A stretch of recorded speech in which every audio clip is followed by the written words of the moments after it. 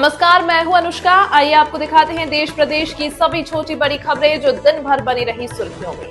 आज big story में देखिए, दिवाली समारोह के दौरान केरल के मंदिर में बवाल, नशे में धुत युवकों ने पुलिस अधिकारियों पर किया हमला। दिवाली समारोह के दौरान कानून व्यवस्था सुनिश्चित करने के लिए यहां एक मंदिर में तैनात 2 पुलिस अधिकारियों पर हमला करने के आरोप में 5 व्यक्तियों को गिरफ्तार किया गया।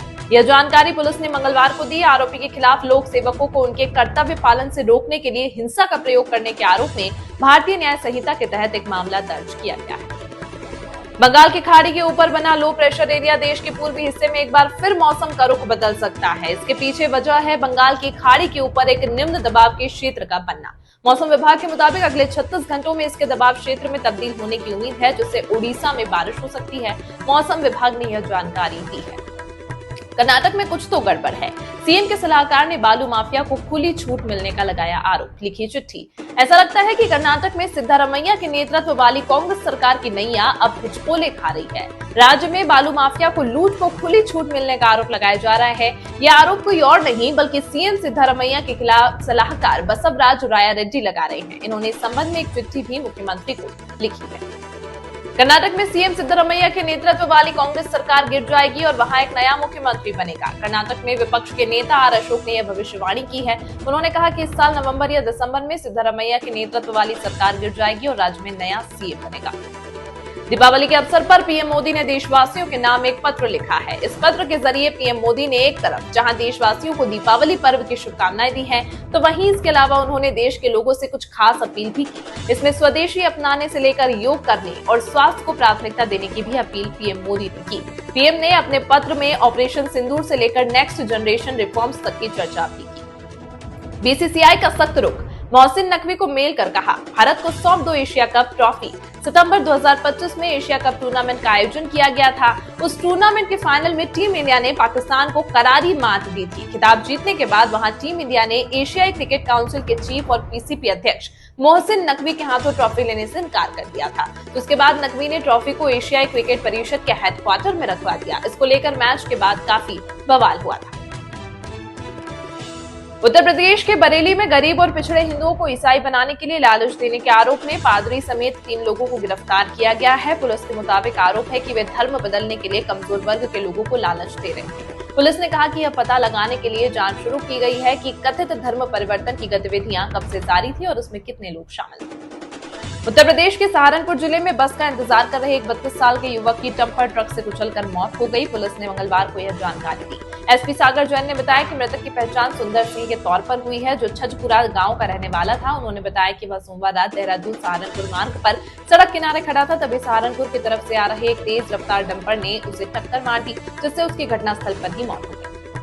आगरा लखनऊ एक्सप्रेसवे पर फतेहाबाद टोल बूथ से हजारों वाहन बिना टोल टैक्स दिए निकल गए, क्योंकि दिवाली बोनस से असंतुष्ट कर्मचारियों ने टोल के सभी गेट खोल दिए। इस विरोध प्रदर्शन के कारण सामान्य टोल संचालन और यातायात व्यवस्था बुरी तरह प्रभावित हुई, जिसके बाद पुलिस को तुरंत मौके पर पहुंचना पड़ा। कंपनियों की हड़ताल की वजह से टोल कंपनी को लाखों रुपए का नुकसान हुआ।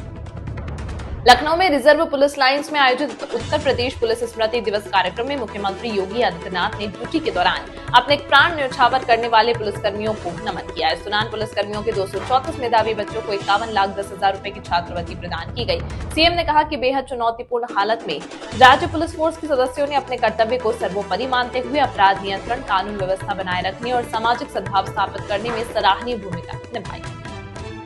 जिले के ऐतिहासिक शनिवार बाड़ा परिसर में 3 महिलाओं ने हाल ही में नमाज अदा की थी। इस घटना का वीडियो सोशल मीडिया पर जमकर वायरल हुआ था। वहीं घटना के बाद विवाद खड़ा हो गया, जिसके बाद अब पुलिस प्रशासन एक्शन मोड में आ गया है। पुलिस ने अब इस मामले में 3 अज्ञात महिलाओं के खिलाफ मामला दर्ज किया है। पुणे सिटी पुलिस के अनुसार यह एफआईआर प्राचीन स्मारक और पुरातात्विक स्थल व अवशेष नियम 1959 के तहत दर्ज की गई। पुलिस ने बताया कि इन महिलाओं पर संरक्षित स्मारक क्षेत्र में निषिद्ध गतिविधि करने का आरोप लगाया गया है।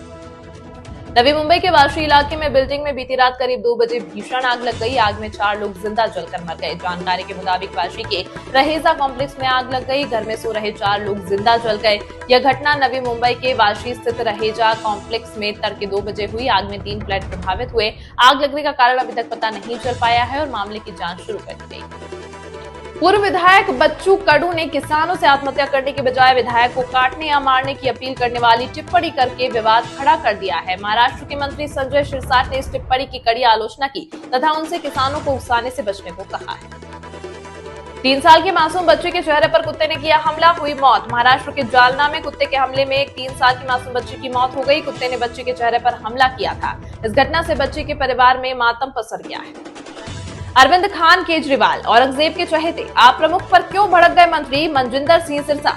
दिल्ली के पर्यावरण मंत्री मनजिंदर सिंह सिरसा ने आम आदमी पार्टी और उसके प्रमुख अरविंद केजरीवाल पर बड़ा हमला किया। मंगलवार को एक प्रेस कॉन्फ्रेंस में सिरसा ने आरोप लगाया कि पंजाब में आम आदमी पार्टी सरकार राष्ट्रीय राजधानी में प्रदूषण का स्तर बढ़ाने के लिए किसानों को पराली जलाने के लिए मजबूर कर रही है। सिरसा ने इस दौरान अरविंद केजरीवाल को अरविंद खान केजरीवाल कहा और उन्हें औरंगजेब का चहेता बताया। राष्ट्रपति भवन के पास लगी आग, दमकल विभाग की कई गाड़ियां मौजूद। इस वक्त की बड़ी खबर राजधानी दिल्ली से सामने आ रही है। यहाँ राष्ट्रपति भवन के गेट नंबर 31 के पास एक इमारत में मंगलवार दोपहर को आग लग गई। वहीं आग लगने की सूचना मिलते ही हड़कंप मच गया। आनन फानन में मौके पर दमकल की 5 गाड़ियां भेजी गयी। दिल्ली अग्निशमन सेवा DFS के अधिकारियों ने इस बारे में जानकारी दी। बिहार विधानसभा चुनाव के लिए नामांकन की प्रक्रिया पूरी हो चुकी है। इस बीच प्रशांत किशोर की पार्टी जनसुराज को बड़ा झटका लगा। गोपालगंज, ब्रह्मपुर और दानापुर के उम्मीदवारों ने अपना नामांकन वापस ले लिया है। प्रशांत किशोर ने इन उम्मीदवारों के नामांकन वापस लेने के पीछे सीधे तौर पर भारतीय जनता पार्टी को जिम्मेदार ठहराया है। उन्होंने बीजेपी पर उनके उम्मीदवारों को डरा धमकाकर ऐसा करने का आरोप लगाया है। बिहार में सभी राजनीतिक दल पूरे दमखम के साथ विधानसभा चुनाव के प्रचार और तैयारियों में जुटे हैं। बिहार के चुनाव में मुख्य मुकाबला एनडीए और महागठबंधन के बीच माना जा रहा है। हालांकि चुनाव से पहले ही महागठबंधन को एक बड़ा झटका लग गया है। दरअसल बिहार की सुगोली विधानसभा सीट पर महागठबंधन के घटक दल वीआईपी के उम्मीदवार का नामांकन खारिज हो गया है। अब तक मिली जानकारी के मुताबिक तकनीकी कारणों से नामांकन को खारिज किया गया है। बिहार में चुनावी संग्राम के बीच कुछ प्रत्याशियों पर कानून का भी शिकंजा कसा रहा। नामांकन के बाद कल 2 प्रत्याशियों की गिरफ्तारी भी हो गई। बड़ी खबर बिहार के रोहतास से है। रोहतास में राजद प्रत्याशी सत्येंद्र शाह को गिरफ्तार किया गया। बता दें कि सासाराम से आरजेडी ने सत्येंद्र शाह को टिकट दिया था। पुलिस ने उन्हें झारखंड के गढ़वा में हुई डकैती के पुराने मामले में गिरफ्तार किया। ये पूरा मामला 2004 का है। सत्येंद्र शाह की गिरफ्तारी के बाद समर्थकों ने जमकर हंगामा किया। गिरफ्तारी के बाद एक और बड़ी खबर जहानाबाद से मिली। गीतकार मोहम्मद रफी के गीत जिएंगे साथ मरेंगे, यह भले ही फिल्मी गाने की चंद लाइन है, मगर भाई और भाई का रिश्ता दुनिया में अमूल्य होता है। इसका कोई मूल्य नहीं। इसका जीता जागता उदाहरण पेश किया है छतरपुर के रहने वाले एक शख्स ने। यहाँ पर भाई की मौत से आहत भाई ने गोली मारकर आत्महत्या कर ली और एक सुसाइड वीडियो जारी किया जिसमें कहा है कि मैं भगवान से लड़ने जा रहा हूँ और हम दोनों एक साथ फिर से जन्म लेंगे। इस न्यूज के प्रायोजक है सर्वोकॉन, रखे सब कंट्रोल में। FMS इंफ्राटेक रियल एस्टेट का भरोसेमंद साथी, servo step for strong tomorrow और अयाज परफ्यूम्स।